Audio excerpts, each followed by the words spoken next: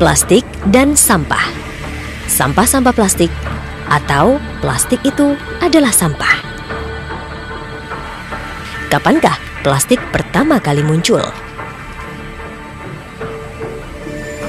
Menurut Raja Avenain dalam bukunya Modern Plastic Handbook, plastik merupakan material yang baru secara luas dikembangkan dan digunakan sejak abad ke-20.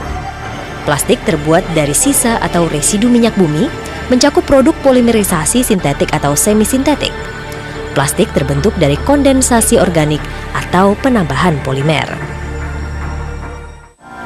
Pernahkah terpikir oleh Anda berapakah usia bumi saat ini dan berapakah kemampuannya untuk menampung kita sebagai makhluk-makhluknya, manusia, hewan, tumbuhan, dan juga menampung dan menanggung beratnya bangunan-bangunan yang berdiri megah, dan juga menampung berapa banyak residu dari manusia, yaitu sampah. Pernahkah terpikir bagaimana sampah-sampah yang ada di sekeliling kita ini tidak hanya sampah alami, bahkan hampir setengahnya adalah sampah-sampah kimia yang pada saat diurai atau juga dihancurkan kembali sangat susah dan bahkan memerlukan waktu sampai dengan 100 tahun, yaitu plastik. Plastik-plastik ini merupakan sampah yang kita gunakan sehari-hari. Bahkan Greeneration Indonesia mencatat sebanyak 700 lembar sampah digunakan oleh masing-masing penduduk bumi perharinya, atau pada saat dikalkulasikan dalam waktu setahun mencapai jumlah 1.000 miliar ton atau sama dengan 16 buah pesawat Boeing 747.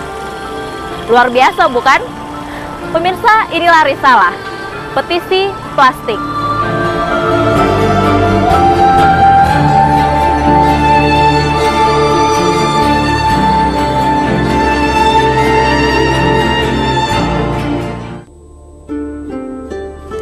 Petisi plastik.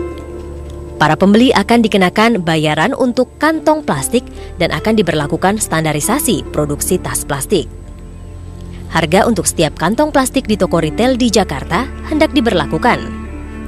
Upaya ini untuk mendukung pengurangan sampah plastik di kalangan masyarakat.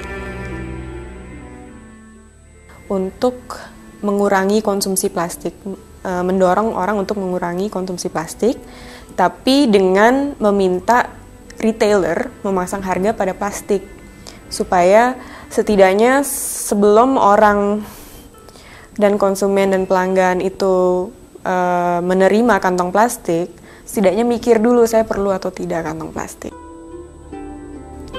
Meskipun terdengar aneh, namun ternyata petisi ini sudah didukung lebih dari 4.000 orang. Karena apa? Karena mereka sadar akan bahayanya kantong plastik.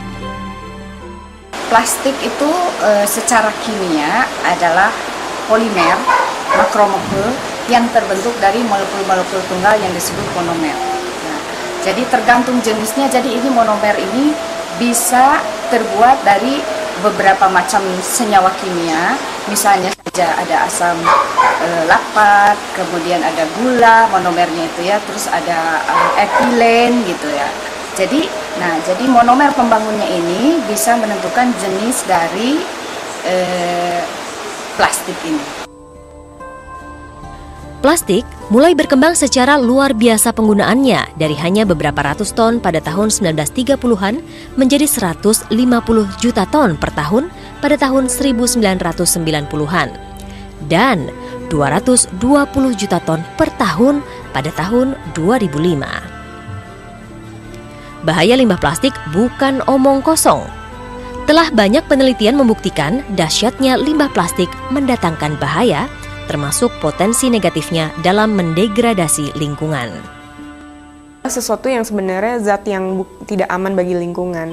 Dia mengandung kimia-kimia, dia tidak dapat terurai secara alami di alam, sehingga kalau sampai di sungai atau di tanah, dia tidak akan terurai selama ratusan tahun, bisa 200-an tahun, bisa 500-an tahun. Ada plastik biodegradable, tapi itu pun ketika terurai akan meninggalkan kimia-kimia dalam tanah. Dan juga kalau dia masuknya ke sungai, itu akan sulit terurai karena nggak kena tanah gitu ya. Lalu, apa yang mendasari Tisa dan rekan-rekannya mengeluarkan petisi ini? Padahal, sudah sangat banyak kegiatan dan kampanye peduli lingkungan lainnya. Memulai petisi itu sekitar bulan Januari setelah banjir besar melanda Jakarta, kemudian membuat petisi itu muncul dari keinginan untuk melakukan sesuatu gitu, untuk mengurangi resiko terjadinya banjir, karena banjir itu salah satu penyebabnya juga adalah karena selokan dan sungai itu tersumbat ya oleh banyaknya sampah, dan sebagian besar dari sampah tersebut adalah sampah kantong plastik. Hal yang pasti adalah dampak negatif sampah plastik tidak sebesar fungsinya. Butuh waktu ratusan hingga ribuan tahun agar plastik dapat terurai oleh tanah secara terdekomposisi atau terurai dengan sempurna. Jadi ada plastik yang tergolong yang susah diedarkan yang disebut non-biodegradable. Itu membutuhkan waktu ratusan tahun untuk proses degradasinya. Sementara yang biodegradable itu hanya membutuhkan waktu lebih pendek, tentu ada setahun, 2 tahun, 3 tahun ya, sampai beberapa tahun lah. Itu yang disebut yang biodegradable. Tidak hanya itu, senyawa hasil pembakaran plastik sangat berbahaya bila terhirup manusia. Dampaknya antara lain memicu penyakit kanker, hepatitis, pembengkakan hati, gangguan sistem syaraf, dan memicu depresi. Lalu, apakah kita tidak bisa mengupayakan sesuatu? Gerakan Indonesia Diet Kantong Plastik menyarankan suatu petisi yang disebut dengan petisi plastik, di mana gerakan ini mencanangkan 1 hari tanpa penggunaan 1 kantong plastik. Bahkan, hal ini direspon serius oleh Pemprov DKI Jakarta, di mana Wakil Gubernur DKI Jakarta Basuki Cahayapurnama mencanangkan